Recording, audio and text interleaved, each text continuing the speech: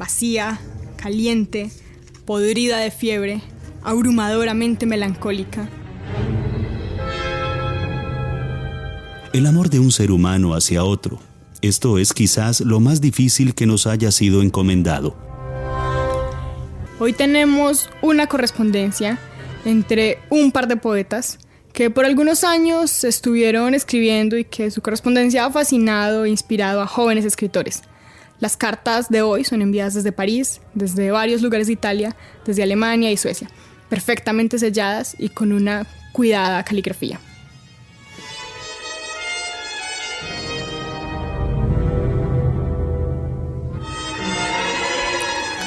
Hoy quiero compartir con ustedes un bello libro que la vida me ha puesto por ahí en el camino justo cuando era más necesario. Estoy hablando de Cartas a un joven poeta, una selección de 10 cartas enviadas entre 1903 y 1908, que son una pequeña parte del gran trabajo epistolar del poeta checo Rainer Maria Rilke, que es probablemente uno de los escritores más importantes en alemán y bueno, también de la literatura universal. Cartas a un joven poeta es un libro recurrente cuando se habla de cartas. Y hoy vamos a estar revisando algunos fragmentos y los estará acompañando Sara Gaviria Piedrahita.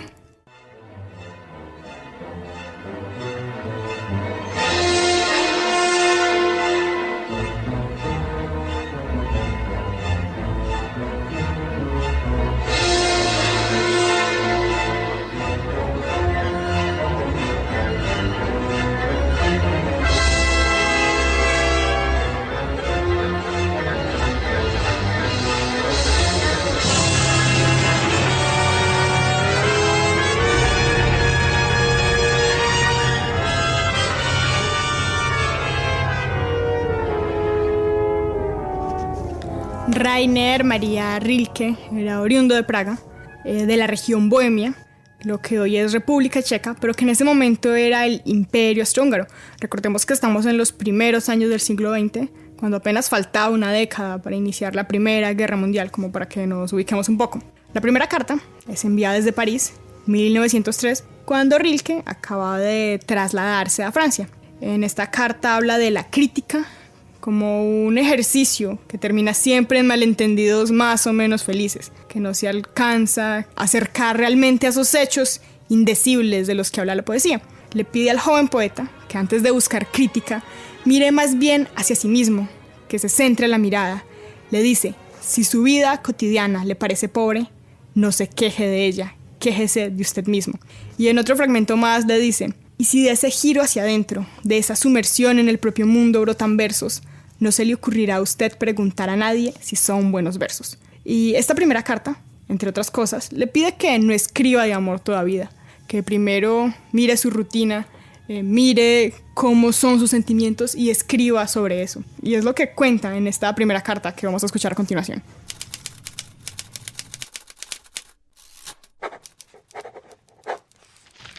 París, a 17 de febrero de 1903.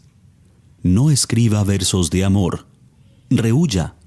Al principio, formas y temas demasiado corrientes son los más difíciles, pues se necesita una fuerza muy grande y muy madura para poder dar de sí algo propio ahí donde existe ya multitud de buenos y en parte brillantes legados. Por esto, líbrese de los motivos de índole general.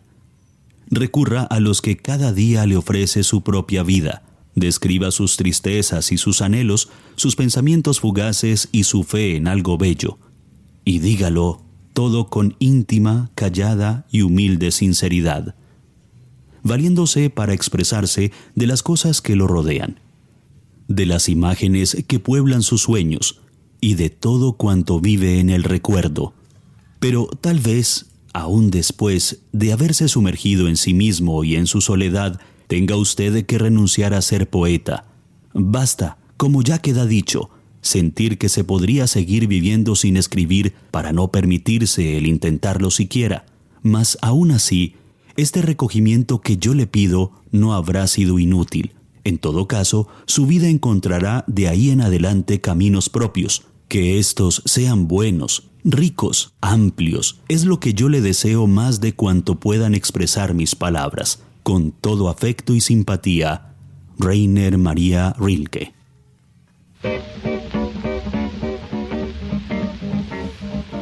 Mientras los dos poetas se perdían en reflexiones sobre los versos, sobre la escritura, sobre la vida misma, al otro lado del mundo, en Estados Unidos, y en el mismo año, 1903, Eddie Cantor estaba estrenando la canción Aida Sweet as Apple Cider. Y vamos a escuchar una de las versiones de esa canción. Listen, oh honey, Ida, I idolize you. I love you, Ida, indeed I do.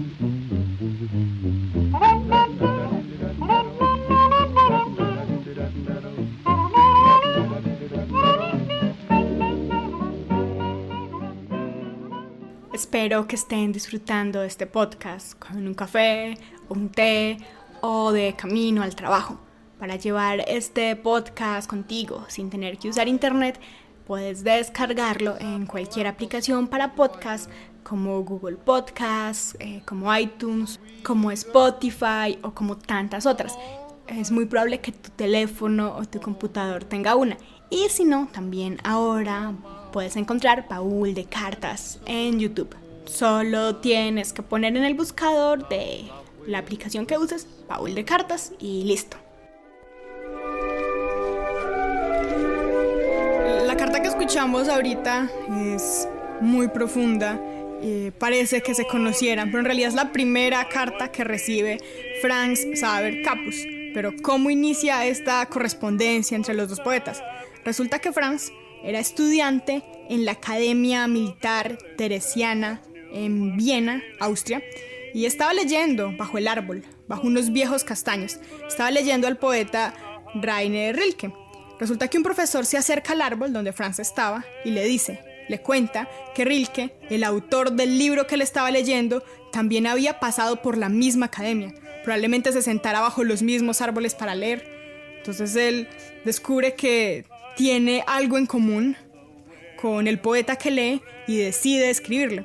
Ambos poetas de diferentes generaciones tenían en común la misma academia militar. Franz le escribe y le solicita una opinión acerca de algunos poemas que ya ha escrito. Y también le comparte la indecisión que tiene entre la carrera militar o la poesía. Y durante los 5 siguientes años siguieron intercambiando poesía, siguieron intercambiando cartas también, que es lo que resulta finalmente en el libro Cartas a un joven poeta. Y las ideas de Rilke son innovadoras, hablan de todo en sus cartas, hablan de soledad, hablan de amor, hablan de sexo, hablan de arte, hablan de Dios. Y lo asombroso es como Rilke en esas cartas no solo le está hablando al joven poeta, no solo le está hablando a alguien que está iniciando el camino de la escritura, sino que podría estar hablando con cualquiera de nosotros. Por esa misma época, alguien más estaba inspirado por la sombra del árbol. No de un árbol, no de un viejo castaño, como nuestros poetas invitados hoy a Baúl de Cartas, sino a la sombra de un viejo árbol de manzanas. Harry Williams, desde el continente americano, escribió por la misma época, en 1904, a la sombra de un viejo árbol de manzanas, que es la que estamos escuchando ahora. I could hear the dull buzz of the bee in the blossoms as you said to me. With a heart that is true, I'll be waiting for you in the shade of the old apple tree. Estamos en Baúl de Cartas, hoy hablando de Cartas a un joven poeta, un libro que recoge 10 cartas del escritor Rainer Maria Rilke, unas cartas que le escribió un joven poeta, hablando del oficio de la escritura. Rilke, al igual que el destinatario de las cartas, era checo, o más bien del Imperio Austrohúngaro. Él empieza su formación en Praga y empieza, entre otras cosas, muy influido por una chica que conoce, Lou Andrea Salomé. Era psicóloga, discípula de Freud y amiga de Nietzsche, y fue su pareja por algunos años y consejera siempre. Luego Rilke se va a vivir cerca a Bremen, a una residencia de artistas, y hace algunas amigas. Se termina casando con una de ellas, con una escultora. Tiene una hija, Ruth, que nace en 1901, pero apenas nace su hija, él decide que más bien se va a ir a vivir a Francia. Se traslada a París con la intención de dedicarse a escribir, que es algo que continúa haciendo el resto de su vida. La soledad, que tanto vivió y que buscó, es un tema recurrente en el libro de cartas a un joven poeta. De hecho, la cuarta carta habla especialmente de eso, habla de la relación con los otros, de la soledad, de esa posición tan necesaria para escribir. Le recomienda al joven poeta que cuando mire a su alrededor, incluso las personas cercanas estén lejos, es porque ya está empezando a hacerse una lejanía a su alrededor. Y habla de esa sensación de pronto estar en un puente, en un parque, y ver la ciudad caótica a lo lejos o dormida, que estamos cerca pero a la vez estamos lejos. Esa sensación de asomarse a un balcón, estar dentro de la ciudad pero al mismo tiempo estar lejos, de conectarse con todo mientras se mira desde la distancia, de estar bajo un árbol leyendo, ver los carros pasar y saber que aunque ellos estén en su vaina conectados, estamos aquí desde la distancia observando bajo un árbol. Bajo un árbol también de cerezas es la canción que estamos escuchando ahora de 1907.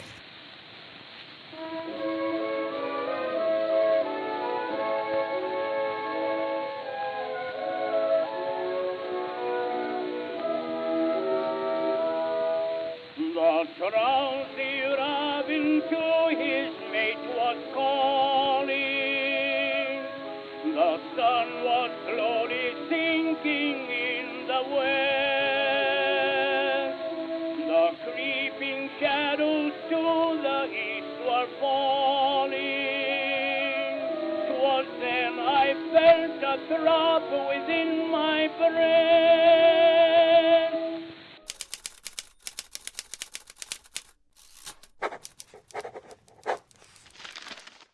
Roma, 29 de octubre de 1903.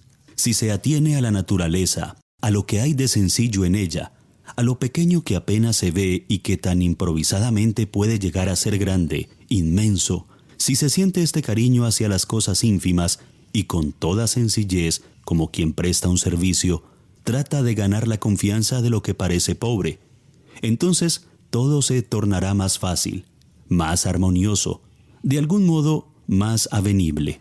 Tal vez no en el ámbito de la razón, que, asombrada, se queda atrás, pero sí en lo más hondo de su conocimiento, en el constante velar de su alma, en su más íntimo saber. Por ser usted tan joven, estimado señor, y por hallarse tan lejos aún de todo comienzo, yo querría rogarle, como mejor sepa hacerlo, que tenga paciencia frente a todo cuanto en su corazón no esté todavía resuelto.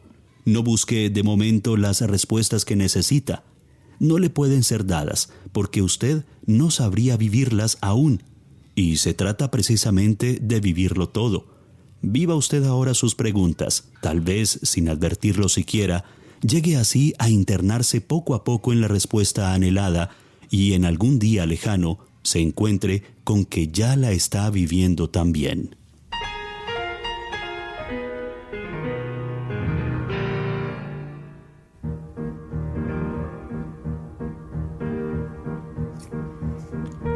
La carta que acabamos de escuchar está escrita desde Roma. Roma le generaba, digamos, sentimientos encontrados a Rilke, porque le parecía bella, pero también le parecía horrible. Le parecía sucia, pero a la vez le parecía sobrevalorada por todo el mundo. Él dice que Roma es una ciudad vacía, caliente, podrida de fiebre. Dice que es abrumadoramente melancólica, incluso para los que llevan mucho tiempo, incluso para los turistas. Dice que Roma huele a muerto, huele a turbio, huele a museo y sale por todos lados un vapor viejo.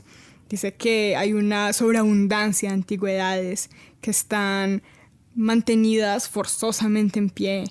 Dice que todo eso contribuye a que sea un lugar sobrevalorado, ayudado de alguna manera también por eruditos y por filólogos, que lo que vemos o lo que se ve en Roma no son más que restos de otros tiempos.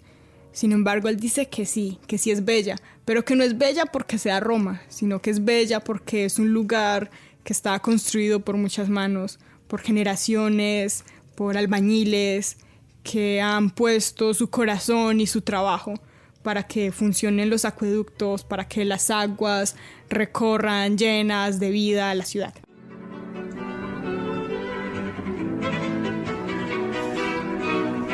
Durante estos años, los poetas ya han logrado un mayor grado de confianza. Capus le seguía mandando sus textos y manuscritos y Rilke lo corregía en sus textos y le daba consejos de vida. En la primera carta, si recordamos, Rilke le decía, hey, mejor no hablemos de amor. Pero en esta séptima carta, ya con más confianza, empieza a compartirle algunas reflexiones sobre el amor, sobre la vida y sobre cómo la gente crece al encontrarse con otra.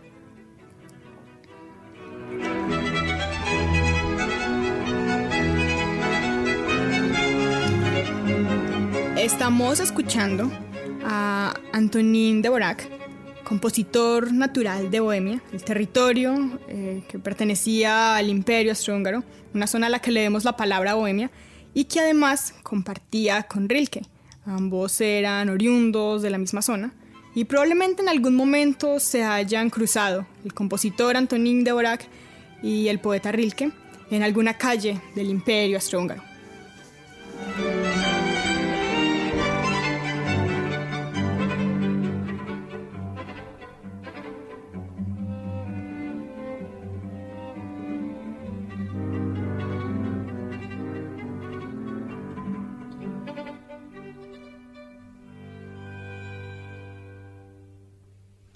Roma, 14 de mayo de 1904. Muy estimado señor Capus, ha pasado mucho tiempo desde que recibí su última carta. No me lo tome a mal. Primero el trabajo, luego los contratiempos, y por último mis dolencias estuvieron retrayéndome una vez y otra de darle esta respuesta, que, tal era mi deseo, había de llegarle como fruto de unos días apacibles y buenos. También es bueno amar, pues el amor es cosa difícil. El amor de un ser humano hacia otro, esto es quizás lo más difícil que nos haya sido encomendado. Lo último, la prueba suprema, la tarea final, ante la cual todas las demás tareas no son sino preparación.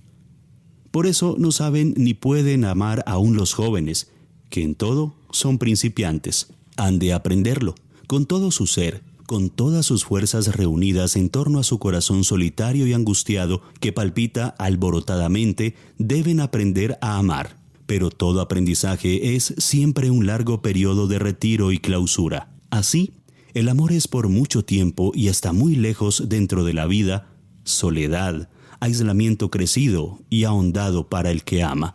Amar no es, en un principio, nada que pueda significar absorberse en otro ser ni entregarse y unirse a él. Pues, ¿qué sería una unión entre seres inacabados, faltos de luz y de libertad? Amar es más bien una oportunidad, un motivo sublime que se ofrece a cada individuo para madurar y llegar a ser algo en sí mismo, para volverse mundo, todo un mundo, por amor a otro. Es una gran exigencia, un reto, una demanda ambiciosa que se le presenta y le requiere, algo que lo elige y lo llama para cumplir con un amplio y trascendental cometido. Rainer Maria Rilke. Won't you come over to my house? Sung by Irving Gillette, Edison Record.